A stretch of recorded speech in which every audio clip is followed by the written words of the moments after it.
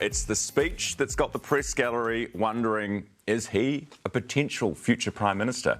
The newest MPs have made their debuts in Parliament, including Nationals' James Meagher.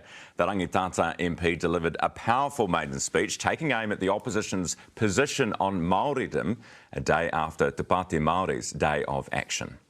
This entrance into public life won't come easy for us. We are simple, straightforward people from a simple, straightforward part of the world. My dad is Ngāi Tahu, a freezing worker most of his life.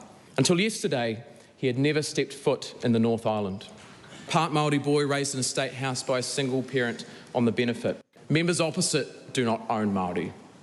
Members opposite do not own the poor. Members opposite do not own the workers. You are selfless, you are generous, and in my view, you will go down as one of the most important politicians the South Island will have ever seen. You're going to go a long way in politics. The Rangitata MP, James Meagher, is with us live this morning. Good morning. How do you think, or what do you think of the reaction to your speech? It's been pretty overwhelming, Ryan. Good morning, great to be with you guys. I've had hundreds and hundreds of texts and messages and emails with congratulations, and lots of messages from people who felt a bit of them in my story too, so it's been overwhelming and very humbling. It was quite, you spoke quite openly and personally about your life and your family and, you know, your mother's situation as a state host, living in a state home. Why did you decide to do that? Well, I think part of why we're here in Parliament is to be as representatives of the people, right? We're supposed to come in all shapes and sizes and flavours and colours, and so I thought I could do that justice by telling a lot of people out there a bit about my background and where I come from and how that shaped what I believe in. And part of that is growing up and my family situation and some of the things we went through. So I thought, why not just put that all out there and share that with people, and hopefully they might be able to find something in that they can believe in too. Tell us about the situation growing up. What was it like? Look, I think I said in the speech we had a pretty great life, actually. Mum was a fantastic mother to me, and I've really reconnected with Dad in the later part of my life. You know, we grew up poor. South Timaru, it's not an easy place to grow up sometimes, and there's a lot of stereotypes about it, but it's full of people with big, big hearts. And so my primary school, Timaru South School, I was only about 150 metres away from school, and we went there every single day, and it was full of mentors and great teachers and great principals, and it was a community. And so that's what my main recollection of life is growing up, but I thought I would share some of the darker sides of it as well so that people got a good idea of who I am. You talk a lot in the speech about your dad. He was in the freezing works, he's Ngāi Tahu, and the relationship that you guys had when you were younger. Was it, I heard that he was there yesterday. Was that a special moment for you? Yeah, it was. We have reconnected more over the past few years, as I think we've both grown up over, well, the past 36 years for me. And Dad actually put me up in Timaru during the campaign, let me stay with him when I was using his place as a base in Timaru and travelling back and forth between Timaru and Ashburton. So it's been really nice to reconnect. It was really nice to have him there. I actually took him through the speech the night before just to make sure that he was comfortable with everything we were going to share publicly for pretty much the first time in a lot of cases. So it was an honour for me to have him there. He's a massive part of my life, and I did mean it when I say I love him dearly. James, what about some of the other stuff that you said in terms of the opposition? You mentioned that, you know, they don't own Māori, that no party owns Māori or owns the poor. Well, what do you mean by that? What are you saying?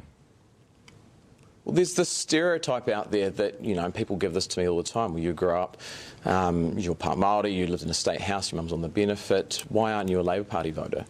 Well, it's not the factors that you grow up in that shape what party you should be involved with. It's the values you carry and the philosophies you run through life. And when I grew up, I saw a mum who took responsibility for herself in her situation, and she got help from the state, yep, and I appreciate that, and I acknowledge that, and I realise there's a role for that in our country. But it was her determination and her grit that got us through. and no one else in the world was going to change our situation but her. So that's fulfilled my values and my principles.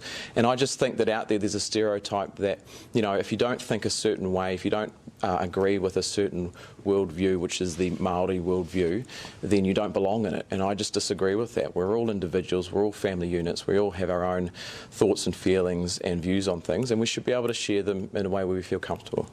Do you have different views to those of your party or potentially coalition partner in the ACT Party when it comes to things like the tenant home ownership grant? I know you mentioned that your mum went on to buy her state house. This is a grant which helps state housing tenants do exactly that. Or when it comes to the state housing building program, which Labor has been chipping away at. In fact, I think they're building a record number of state homes. Do you specifically, as a person, support those policies at a time when perhaps your party or coalition partners might not? Well, I don't think that quite accurately reflects what the party's position or the coalition government's position is on supporting people in social housing. If you look at what Chris Bishop said during the campaign, we want to invest more in social housing. We want to expand the number of people who can provide community housing. Because what actually matters is the number of housing places that are available, not who builds them, not who owns them, not who's got them. And actually, when you've got community housing providers being the ones providing that living situation, they can put the wraparound services, the tenancy support, the drug and alcohol rehabilitation that some people who are in those situations do need. So I kind of have to disagree with the statement at the top. I agree with what the coalition government has plans to do in the social housing area, and I'm very, very happy to support it. All right. Just finally, you've mentioned previously that you've got some whānau who are in gangs or associates of gangs, and the government has a big program of work to try and crack down, tackle the gang issue. One of those things is not wearing patches. How likely do you think it is that, you know, gang members will just take their patches off? Just say that last bit again, sorry, Ryan. How likely do you think it is that gang members will just take their patches off if they're asked to? Well, I don't know. I don't know how likely it is, but there'll be consequences and repercussions if they don't. But the model we need to be looking at, and something that I'll be advocating for, is what's happened down in Timaru with the mayor and the council down there. They basically rolled the gang pads, told them they're not welcome in our community, and told them to leave. And that's what we need to do. And at the same time, we need to replace what they stand for, because the only reason that these young guys and women are joining gangs is because perhaps they're missing something in lives or in society that they can only get in gangs. Well, we can offer that in many, many other places, in many community groups and neighbourhoods and communities. So, yeah, we've got to smash the gangs, but we've got to replace what they stand for. And that's why I'm in politics, and I think that came through in my speech yesterday. That's the sensible way forward. That's that social investment approach.